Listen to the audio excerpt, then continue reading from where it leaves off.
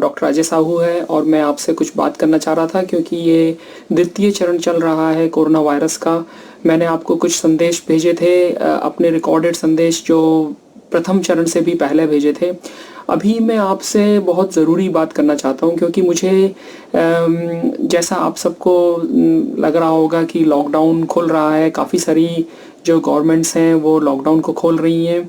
अगर अपन बात करें तो देखेंगे कि आज की डेट तक करीब 41 लाख मरीज इस बीमारी से संक्रमित हो चुके हैं और उसमें से दुर्भाग्यवश 2,80,000 मरीजों की मृत्यु हो चुकी है।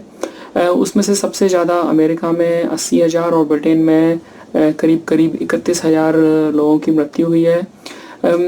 अगर अपन इन चीज़ों को काफ़ी गहराई से देखें तो ये समझ में आएगा कि ये मृत्यु के कारण उन लोगों के थे जो कि उम्र में ज़्यादा थे, या तो वो 70 वर्ष से अधिक थे या उनको काफ़ी सारी साथ में दूसरी बीमारियां थीं।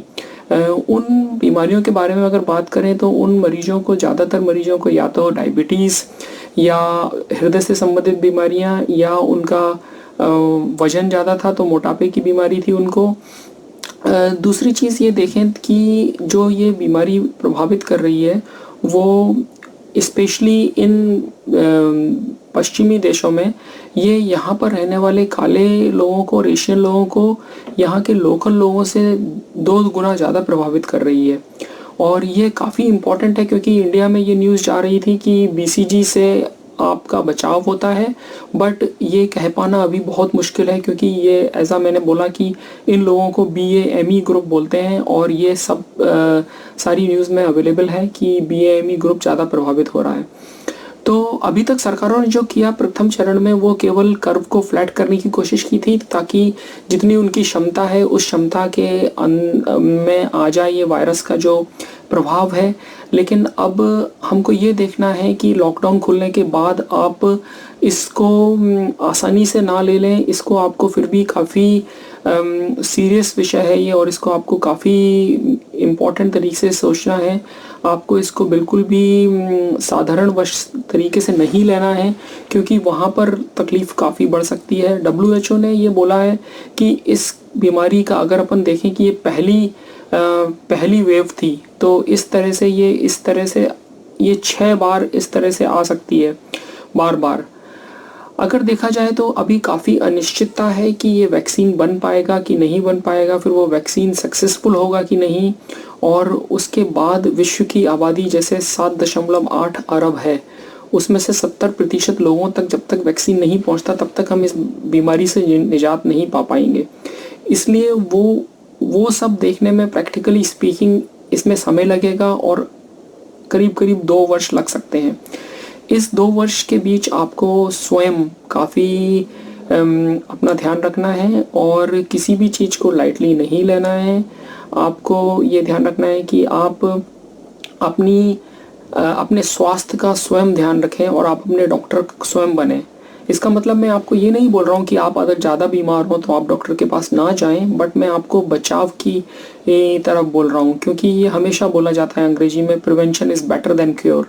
उसका मतलब है कि आप बचाव ज़्यादा अच्छा है बीमारी का इलाज करने से। तो मैं आपको उसी विषय में कुछ टिप्स दूंगा। पहली चीज़ है, आपका सबसे इम्पॉर्टेंट चीज़ जो आप एकदम गांठ बांध लीजिए वो ये है कि आपको अपना वज़न कम करना है। और वज़न कम करने में आपको अपना वज़न BMI आपकी जो है, एक सिंपल फार्मूला होता है बॉडी मास इंडेक्स का। आपकी BMI किसी भी परिस्थिति में 25 से ऊपर नहीं जानी चाहिए और आइडियल BMI 22 से 23 के बीच होती है। आप, वो निर्भर करता है आपकी हाइट कितनी है, आपकी ऊंचाई कितनी है, उससे एक डायरेक्ट फार्मूला लगा के आप निकाल सकते हैं कि आपको कितना अत्यधिक वजन अलाउड है। ये मैं इसलिए बोल रहा हूँ क्योंकि वजन से ही सारी बीमारियां रिलेटेड हैं। अगर आपका वजन ज़्यादा है तो आपको टाइप 2 डायबिटीज़ होने का खतरा होता है जो आनुवंशिक भी हो सकती है, लेकिन अगर वजन ज़्यादा रहा तो जिसमें कि बेसिकली जो आपके पेट का अगर वजन ज़्यादा है तो उससे इसका बहुत ज़्यादा संबंध है। अगर आपको डायबिटीज़ होती है तो आपको हृदय की बीमारियां हो सकती हैं, हाई ब्लड प्रेशर हो सकता है, स्ट्रोक हो सकता है और साथ में आपकी किडनी भी अफेक्ट हो सकती है, आपकी नर्व्स अफेक्ट हो सकती हैं। तो कोविड-19 वैसे भी इन सारी बीमारियों के साथ पुरुषों में ज़्यादा इसने प्रभावित किया और ज़्यादा मृत्यु दर है पुरुषों में। महिलाओं के मुकाबले 2.2 से 2 गुनी मृत्यु दर है। अगर मैं आपको बोलूं कि इंडिया में जो लोग वेजिटेरियन हैं और जो नई नॉन वेजिटेरियन भी हैं, वहाँ की डाइट में एक बड़ी चीज़ है कि वो लोग कार्बोहाइड्रेट और ऑयल का इंटेक बहुत हाई लेवल पर करते हैं। और हमको इस समय ये सोचने की ज़रूरत है, हमको आत्मनिरीक्षण करने की ज़रूरत है कि हमको अपनी डाइट चेंज करनी है, हमको अपने स्वास्थ्य का ध्यान रखना है, क्योंकि हेल्थ इज़ वेल्थ। आपका स्वास्थ्य ही है जो आपके मरते समय तक आपके साथ रहेगा।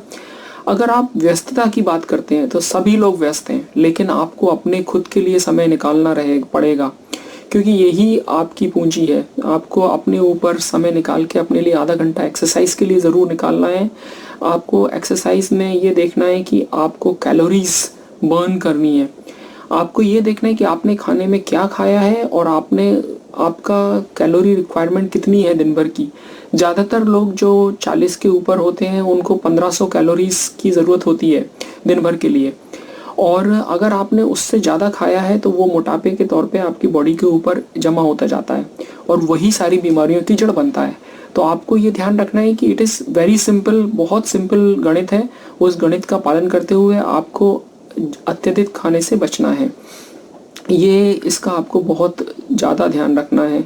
अगर आप 40 से छोटे हैं तो ये उतनी बड़ी प्रॉब्लम नहीं है, क्योंकि आपकी बेसल मेटाबॉलिक रेट जो आपको वो काफ़ी हाई रहती है। तो और अगर आप खेल कूद करते हैं तो आपको वो एनर्जी यूज़ होती है, लेकिन 40 के बाद ये बेसल मेटाबॉलिक रेट काफ़ी तेज़ी से स्लो होने लगती है और 60 के बाद ये बहुत ही स्लो हो जाती है। तो आपको ये बहुत ध्यान से देखना है कि आप क्या खा रहे हैं और उसमें कितना शुगर है। पहली चीज़, आलू, चावल, शक्कर, तेल, घी, इस सब का सेवन बहुत ही कम मात्रा में कीजिए। ये आप इसके कंपैरिजन में सलाद और सलाद बढ़ाइए। कोई भी मीठा जूस मत लीजिए। कोई भी चीज़ें जो रेडीमेड फूड है वो फिज़ी ड्रिंक्स अवॉइड करिए। जब मैंने आपको बोला कि आपको स्वयं का डॉक्टर खुद बनना है, तो इसका मतलब मैं एक और चीज़ बोलूँगा कि अपने घर में सभी लोग thermometer, blood pressure instrument, oxygen saturation की मशीन, ये सब खरीद लीजिए, ताकि अगर आपको छोटी मोटी बीमारी हो तो आप खुद अपना टेम्परेचर ले सकें, ब्लड प्रेशर ले सकें, आप अपना ब्लड शुगर ले सकें और ऑक्सीजन सैचुरेशन ले सकें। क्योंकि अगर ऑक्सीजन सैचुरेशन 94% से नीचे होती है रूम एयर पे, तो ये भी एक कोविड-19 का साइन हो सकता है। एक चीज़ जिस पे इंडिया में लोग ज़्यादा ध्यान नहीं देते हैं, जो मैं बोलूँगा, वो है कार्डियोपल्मोनरी रिससिटेशन। इसका मतलब होता है कि यदि पेशेंट को कार्डियक अरेस्ट हुआ है तो उसको रिवाइव करना। इसको आप यूट्यूब पर डालिए और कार्डियोपल्मोनरी रिससिटेशन के कुछ वीडियोस देखिए। जो मैं आपको बोलूँगा कि बाई चांस अगर आपके घर में किसी को समस्या होती है तो आपको कार्डियोपल्मोनरी रिससिटेशन आना चाहिए। ये एक बहुत इम्पॉर्टेंट चीज़ है, हर व्यक्ति को कार्डियोपल्मोनरी रिससिटेशन करना आना चाहिए। बाकी मैं कुछ और भी एडवाइस दूंगा कि जो इम्पॉर्टेंट है वो है एक्सरसाइज रिलेटेड एडवाइस। मैं बोल चुका हूँ, आपको प्रतिदिन इतनी एक्सरसाइज करनी है कि आपको पसीना आए। उसका मतलब है अगर आप ट्रेडमिल पे चल रहे हैं तो कम से कम 4 से 5 किलोमीटर चलिए, जो आप 30 से 35 मिनट में चल सकते हैं, और आप 200-250-300 कैलोरीज बर्न करिए। दूसरी चीज़, धूप की इम्पोर्टेंस समझिए। विटामिन डी बहुत ज़रूरी है, इसका काफ़ी रिलेशन देखा गया है कोविड-19 के साथ। एटलीस्ट 20 मिनट डेली धूप में बैठिए, अपनी इम्यूनिटी बढ़ाइए, हेल्दी लाइफस्टाइल अपनाइए, अपने फेफड़ों और हृदय को मजबूत बनाइए। उसके लिए आपको एक्सरसाइज करनी पड़ेगी, इम्यूनिटी करनी पड़ेगी।